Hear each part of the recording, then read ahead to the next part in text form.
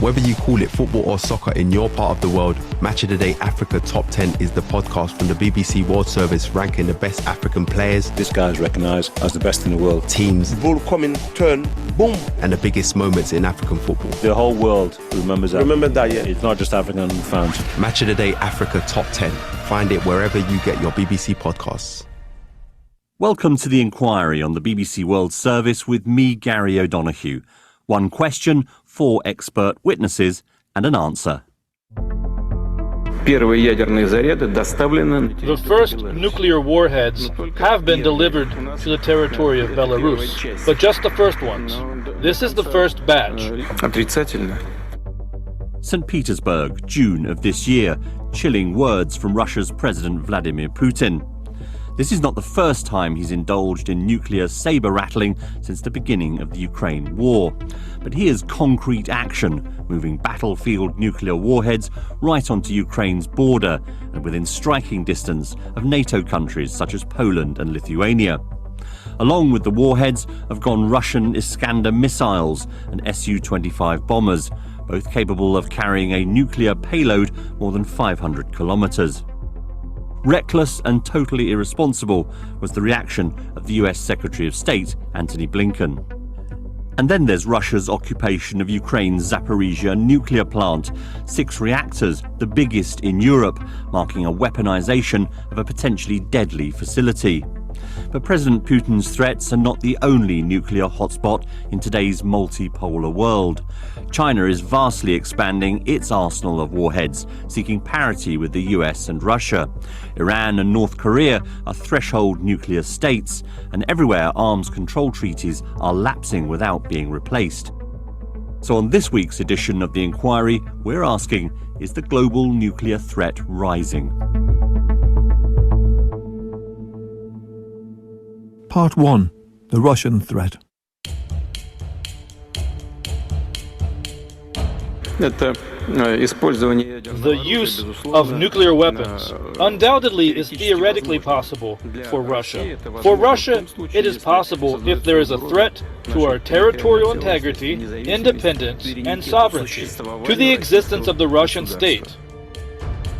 Russia has hundreds, if not thousands, of tactical nuclear warheads, sometimes called battlefield nuclear weapons. But despite that limited-sounding name, many are at least as big as the bomb dropped on Hiroshima at the end of the Second World War. So is it President Putin's threats or the movement of nuclear weapons into Belarus which are more concerning? Much more consequential is the deployment of Russian nuclear weapons in Belarus and nuclear sharing with Belarus. Because when you change the nuclear posture, that's really sending a very strong message. Dr. Nikolai Sokov used to be a Soviet nuclear arms negotiator. He's now a senior fellow at the Vienna Center for Disarmament and Non-Proliferation. He says there's a clear change in thinking inside Russia when it comes to nuclear weapons. We've seen an open public debate in Russia about limited use of nuclear weapons. I have strong, reasons to believe that this public debate among experts is only a reflection of debates that now go on inside the Russian military and the Russian government. So I think it's very serious. It's more serious than what I even thought it was. It's not clear just how many weapons have been transferred to Belarus or how long it will take to make them ready. But their deployment, says Dr. Sokov, is more of a threat to NATO than it is to Ukraine. We need to understand that the war in Ukraine is seen in Russia as a proxy war with NATO. So the message is not to Ukraine, the message is to NATO. And I'm afraid that I disagree with the majority opinion that Russia might actually use nuclear weapons in Ukraine and against Ukraine. I don't think so. In fact, I see very, very low probability, almost zero probability that Russia will use nuclear weapons against Ukraine. But I'm very concerned that Russia might try to escalate vis-à-vis NATO and try to bring the situation very close to the nuclear threshold, perhaps even cross the nuclear threshold. It's a threat that's being taken seriously in the West. So how might Vladimir Putin engineer such a confrontation?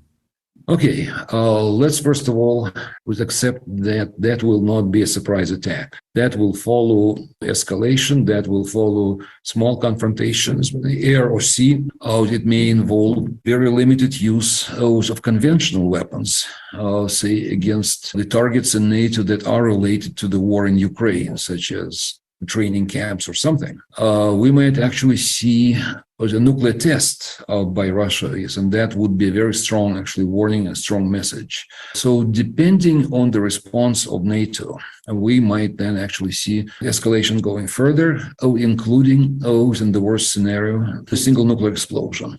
The main actually reason for nuclear sharing is the message to NATO is, and first of all, to Poland, to increase the level of threat. So we are already in that messaging escalation game.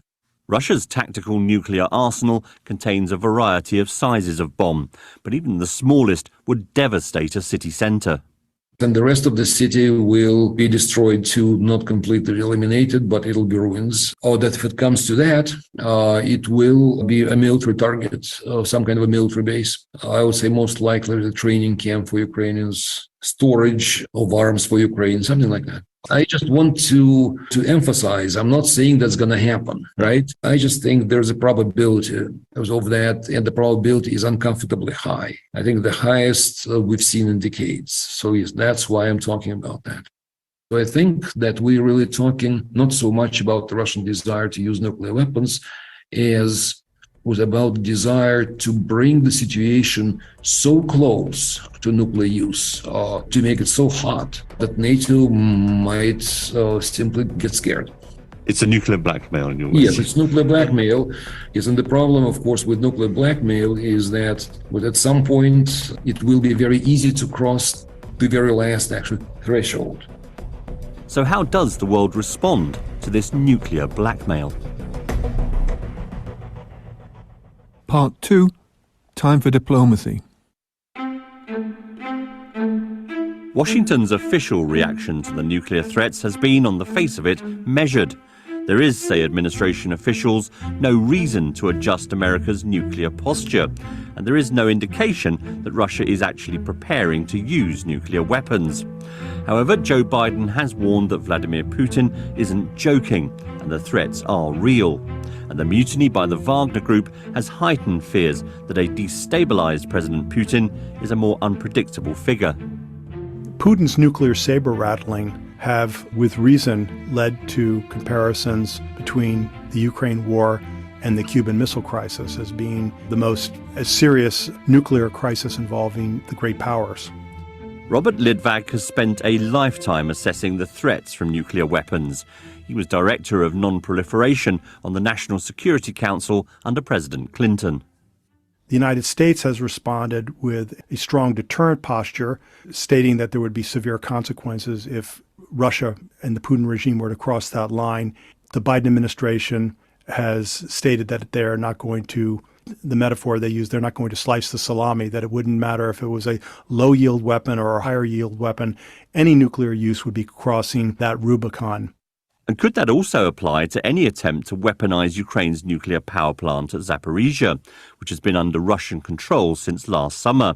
Ukraine's President Zelensky has warned that mines have been laid by Russia inside the plant, and the International Atomic Energy Agency has catalogued a number of incidents of shelling close by. You look at the conflict and you'd say, what would be the action where the conclusion would be kind of all bets are off? I mean, they've really crossed the line. Nuclear use would certainly be one where the Biden administration has referred to severe consequences. I would put a Russian engineered nuclear catastrophe at the nuclear power plant in Ukraine as being the functional equivalent of tactical nuclear use by Russia and would be addressed accordingly. But is there anyone that could act as a brake on Russia's saber rattling? Some have looked to China's President Xi to play such a role. After all, China has advocated a no-first strike approach to nuclear weapons in the past. Interestingly, China and Russia, through the Putin-Xi meeting in February of 22 before the Russian invasion, concluded a cooperation agreement. The parties said that they had a partnership without limits. But I think that hyperbole has been put to the test in the current crisis. And the United States has put pressure on China, for example, not to transfer weapons to Russia that could be used against Ukraine. Also, when President Xi Jinping met with Putin, and I believe the Indian Prime Minister Modi was also there, they expressed clear opposition to Russian use of nuclear, tactical or otherwise, in the Ukraine war, and put a marker down on that. So that is one type of constraint on Russia. However, old constraints dating from the Cold War have now less influence. Arms control treaties have lapsed or been withdrawn from, and the simplicity of the US-Soviet bilateral standoff is a thing of the past. It is now, says Robert Litvak, a tripolar world. Tripolarity refers to this system-level change, a move from a bipolar U.S.-Soviet and now U.S.-Russian system to a three-way great power relationship between the United States, Russia, and China. This raises a host of questions about the stability of this new system we're moving into. And there are new factors, new developments that pose challenges of escalatory risks in the event of a crisis.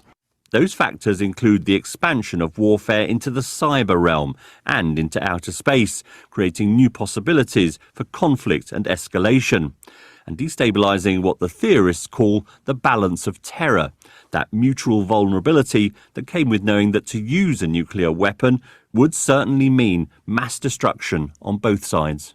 It's compounded by the fact that the stakes now are not peripheral, they're vital. During the Cold War, the balance of terror deflected competition to the periphery of international relations, and those conflicts were limited. It wasn't going to escalate into a nuclear war between the United States and the then Soviet Union. By contrast, the stakes today are vital. Ukraine is the key to the future of security in Europe. Taiwan, similar status in Northeast Asia vis-a-vis China. The balance of terror is less stable, and the disputes between the major powers are not over peripheral interests, they're over vital interests. Which brings us to China. It has, of course, been a nuclear power since 1964, but Beijing is now becoming a nuclear superpower, further complicating the stability of the previous international order. Hi, Yaya Toure here for a brand new podcast from the BBC World Service, Match of the Day, Africa Top 10. Join me and fellow footballers Gabriel Zakwani. Hello. And Efan Okuku. Hi. As we choose our top 10 from the best of Africa football. We're not here to play football, but to argue about all things African football. That's Match of the Day, Africa Top 10. Find it wherever you get your BBC podcast.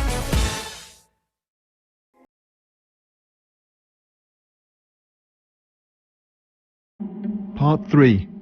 The other nuclear flashpoint. States are giving nuclear weapons a more prominent place, so to say, in their defense policies. I think we're seeing that in China and the US, but I also think we're seeing it on the Korean Peninsula with North Korea ramping up its nuclear program. Henrik Heem is our third expert. He's an associate professor at the Norwegian Defence Institute. He's been watching the rise in the nuclear temperature in Asia in recent years. Not just North Korea's nuclear tests, but also a significant shift in China's strategic posture and the challenge that poses to the United States and its allies. Traditionally, nuclear weapons haven't played that prominent of a role in the US-China relationship. But now we're seeing this nuclear expansion by China, which is bringing nuclear weapons into the foreground of the intensifying rivalry, really, between the United States and China. China launched this nuclear buildup a few years ago. It was revealed particularly in 2021 when a group of researchers discovered that China was building 3 large missile silo fields in Western China, each consisting of more than 100 silos. And it started this huge debate about the future of nuclear weapons and the relationship between China and the United States. China does not enjoy anything like parity with the US as things stand. It has, according to estimates, perhaps 200 or 300 warheads, compared to more than 1,500 deployed weapons on the American side. But the trajectory of China's build-up could see it achieve similar numbers to the US by the middle of the next decade.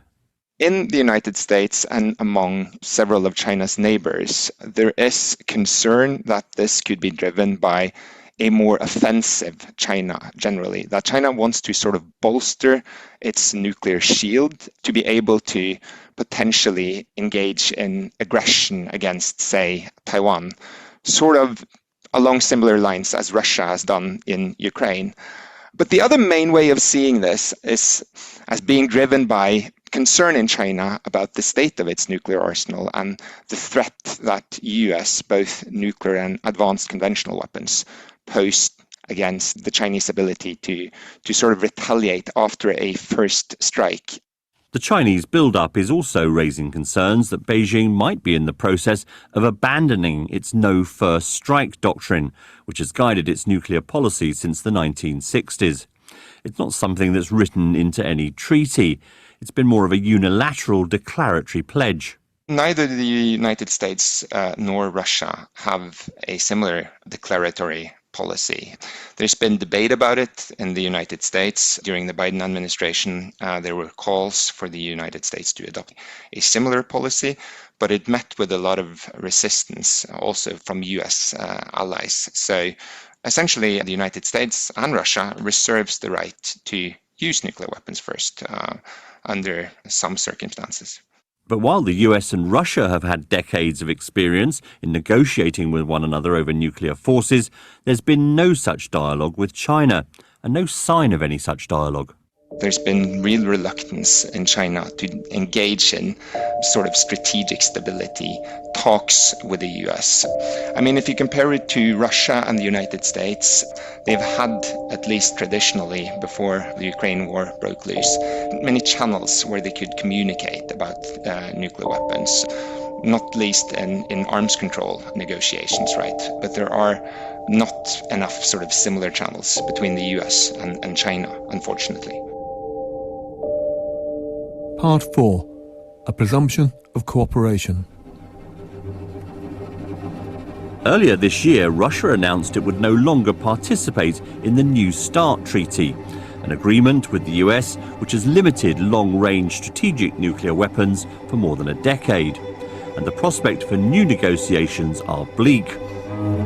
Rose Gottemuller is a former Deputy Secretary General of NATO and led the US delegation in 2009 and 2010 when the New START treaty was agreed. She says the provisions of the treaty aren't being ignored altogether. Although the Russians have seized their implementation of the New START treaty, and that means they're not allowing on-site inspection, they're not exchanging notifications about the status of their nuclear forces with the United States on a daily basis, but nevertheless they have stated that they will continue to comply with the limits of the New START treaty, limiting them to 700 delivery vehicles, missiles, bombers, and 1,550 operationally deployed warheads. Both the United States and Russian Federation have said they will keep to those limits for the time being, and the United States, I know, still wants to get Russia back into full implementation, particularly to begin notification, exchanges, and on-site inspections. Those inspections, meant to be 18 visits per year per side, lapsed during the pandemic and did not restart. Russia also withdrew from a key communications channel called the Bilateral Consultative Commission, so any assurances by the Russian government have to be taken at face value. Rose Gottemuller says the current instability has echoes of the situation after the breakup of the Soviet Union in 1991. In 1991 and 1992, it was a moment of great crisis and great unpredictability. And I must say that the USSR had many more nuclear warheads than Russia has today. They had, by some counts, over 40,000 nuclear warheads. So we were very, very concerned at the time that some of them could go missing, some of them could fall into terrorist hands. These days, the Russian Federation has between 4,000 and 5,000. That's still a lot of warheads, so I remain very, very worried about this problem. But the other thing I worry about most is that there was a presumption of cooperation in 1991 and 1992. Both President Bush, it turned out he was the outgoing president, but also then President Clinton, were very keen to see the cooperation develop and burgeon into what we came to call the Cooperative Threat Reduction Program, working together with the Russians to ensure that nuclear security was maintained across their nuclear arsenal. Today, none of that cooperation is present, and the lines of communication are weak or non-existent, and that is what worries me very much.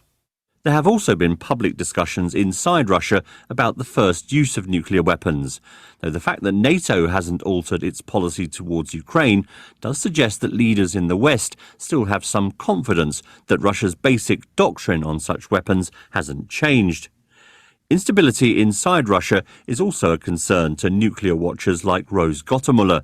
So does she think that episodes such as the Wagner mutiny increases the chances that Vladimir Putin might resort to the use of tactical nuclear weapons to shore up his regime? I can't say directly that the Wagner mutiny would make this more likely, but I can say that Vladimir Putin twice in 3 days referred to the fact that Russia was quite close to civil war. And when a civil war breaks out in a country, then one has to be very concerned about the continuing maintenance of control, not only over nuclear weapons and fissile material, but over other tools of military power, and emptying out the arsenals that allow these militias to expand their battle across the country. This is very, very concerning. And what of the prospects of arms control talks with China? There's not much optimism there either. The Chinese have always held their views very close to their chest. They have a national opinion that if they show their weakness, it could work to their detriment. They hate the notion of transparency with regard to nuclear or conventional forces, because they say they would be showing off their weakness and the United States would only take advantage of it. So I think it behooves us to make the case, which the Russians, Soviets before them, became convinced of, that mutual predictability flows from an information exchange between two countries. In the early days, USSR and US, after the Cuban Missile Crisis, we became, both of us, convinced that mutual predictability was all important to ensuring that nuclear weapons did not take us again to the brink of nuclear Armageddon, as we were in those October days in 1962. So now we have to convince the Chinese that mutual predictability will be in their interest going forward as well. It won't be easy, a tripartite kind of arrangement to control nuclear weapons, but I do think that in the end of the day, each of our three countries will find it to be in their national interest. We began this programme by asking whether the global nuclear threat level was rising. All our experts believe it is, in terms of stability and proliferation. The hyperpower status enjoyed by the United States in the immediate aftermath of the breakup of the Soviet Union is now being challenged by a China that is flexing its muscles militarily as well as economically. Russian territorial ambitions in Ukraine have brought Europe once again to the forefront of military confrontation. And states such as North Korea and Iran are on the verge of becoming the latest members of the nuclear club. While the international battles over ideology might be a thing of the past, a multipolar world has thrown up new reasons for competition and conflict. Nuclear crises have, of course, come and gone in the past, but usually there have still been open lines of communication. The problem now is no one's talking.